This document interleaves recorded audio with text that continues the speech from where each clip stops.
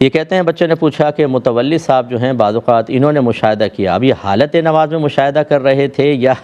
ویسے ہی کر رہے تھے کہ یہ کیوں متوجہ ہوئے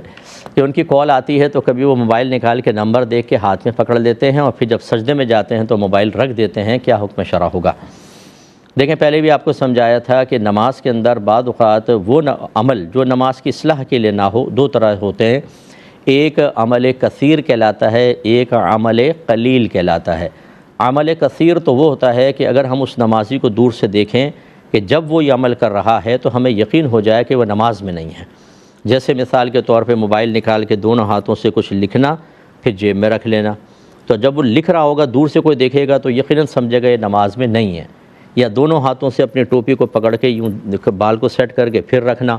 تو اس سے یاد رکھیں یہ عمل کثیر ہے، اور عمل کثیر سے نماز فاسد ہو جاتی ہے، ٹوٹ جاتی ہے۔ اور عمل قلیل وہ ہوتا ہے کہ جس میں آپ نمازی کو مبتلا دیکھ کر شک و شبے میں پڑ جائیں کہ نماز میں ہے یا نہیں ہے، اس سے نماز فاسد نہیں ہوتی اور بلا ضرورت ہے تو مکروہ ہوتی ہے، مکروہ ہوتا ہے یہ عمل۔ تو متولی صاحب نے جو کچھ کیا، اگر موبائل کی رنگ بج رہی ہے انہوں نے لے کر اس کو رنگ کو خالی بند کیا ہوتا، پھر تو یہ بالکل ایک ایسا عمل قلیل ہے کہ اس میں خلاف شرع زائد کوئی بھی کام نہیں ہوا۔ لیکن یوں نکال کر نمبر دیکھنا اور پھر ہاتھ میں پکڑ لینا، یہ نمبر دیکھنے والا عمل جو تھا یہ ٹھیک نہیں تھا، لیکن بہرحال اگر تو ایسا لگے کہ نماز میں ہیں یا نہیں ہیں تو عمل قلیل ہے، نماز اب بھی ہو جائے گی، لیکن اتنا عمل مکروہ تھا۔